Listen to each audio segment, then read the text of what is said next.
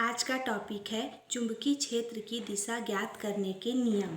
तो सबसे पहले हम लोग देखेंगे एम्पियर का तैरने का नियम।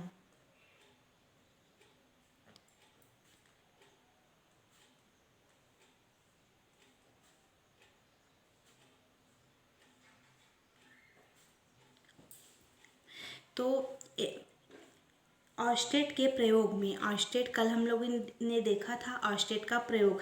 तो ऑस्टेट के प्रयोग में किसी भी धारावाही तार के कारण चुंबकीय सुई के विक्षेप की दिशा बतलाने के लिए एम एम्पियर ने एक नियम का प्रतिपादन किया, जिसे हम लोग एम्पियर का तैरने का नियम कहते हैं। तो इस नियम के अनुसार क्या होता है, यदि कोई व्यक्ति धारावाही तार के अनुदिश चुंबकीय सुई की ओर मुंह करके धारा की दिशा में तैर रहा हो, तब चुंबकीय सुई का एन ध्रुव उसके बाएं हाथ की ओर विक्षेपित होगा। जैसे मान लेते हैं कि यहाँ पर एक चुंबकीय सुई है और चुंबकीय सुई का ये जो है वो एन ध्रुव को और ये एस ध्रुव को प्रदर्शित कर रहा है।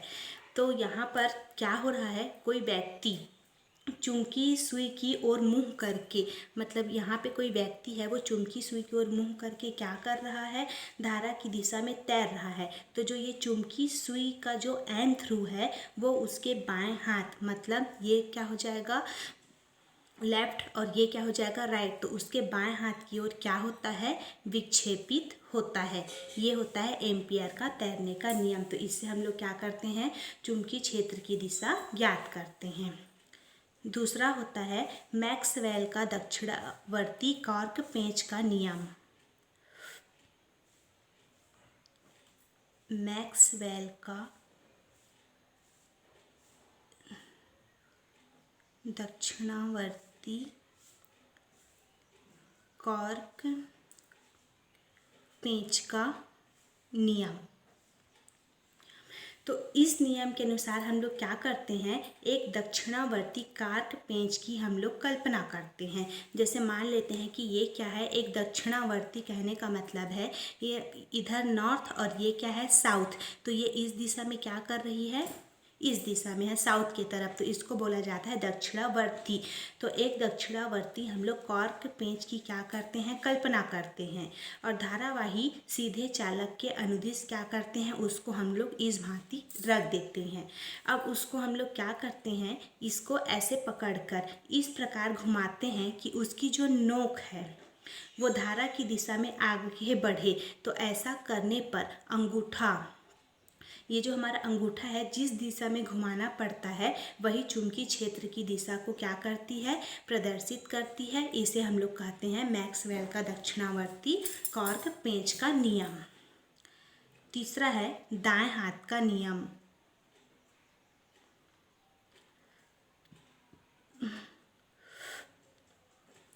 तो दाएं हाथ का नियम क्या है, तो एक धारावाही चालक को हम लोग दाएं हाथ से इस प्रकार पकड़ते हैं। जैसे ये क्या है, मान लेते हैं ये जो पेन है ये एक धारावाही चालक है। अब इसको हम लोग क्या करते हैं, दाएं हाथ से इस भांति पकड़ लिए हैं। तो इस प्रकार हम लोग पकड़ते हैं इसको कि जो हमारा अंगूठा है उसको मतलब ये जो अंगूठा है ये धारा की दिशा में हो। जैसे ये हमारा क्या है, एक धारावाही चालक है और ये जो हमारा अंगूठा है ये क्या है, इस ओर है। तो यदि अंगूठा क्या हो, धारा की दिशा में हो, तो उंगली, ये जो हमारा उंगली है इसको हम लोग जिस दिशा में मोड़ते हैं ये चुंबकीय क्षेत्र की दिशा को क्या करती है, प्रदर्शित करती है। तो ये है दाएं हाथ का नियम। उसके बाद चौथा है दाएं हाथ की हथेली का नियम।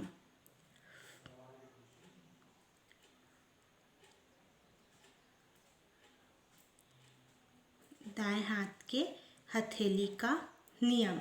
तो इस नियम के अनुसार क्या होता है, दाएं हाथ के हथेली, जैसे ये क्या है दायां हाथ है, तो दाएं हाथ की हथेली को इस प्रकार हम लोग फैलाते हैं कि जो उंगलियां हो वो अंगूठे के परिस्पर लंबवत हो। तो देखो जो उंगली है वो क्या है, अंगूठे के परिस्पर लंबवत हो। तो उंगली उस बिंदु की ओर संकेत करती है जहां पर हमको चुंबकीय क्षेत्र की दिशा क्या हो ज्ञात करनी है। तो चुंबकीय क्षेत्र की दिशा हथेली के लंबवत बाहर की ओर होती है। ये होता है दाएं हाथ की हथेली का नियम।